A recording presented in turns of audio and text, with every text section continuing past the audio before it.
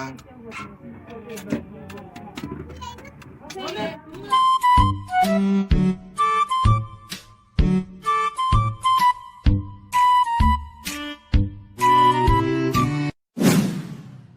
Oh shit! Oh shit! Hey! Hey!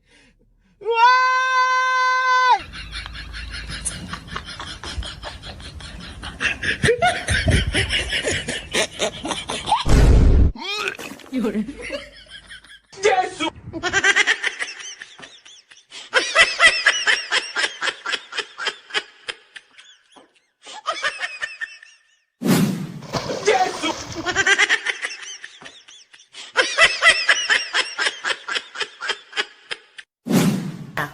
Pour pas jamais battre la poète encore? Yeah!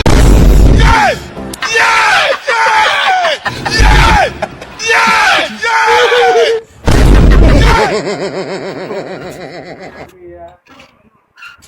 Il débat d'abord.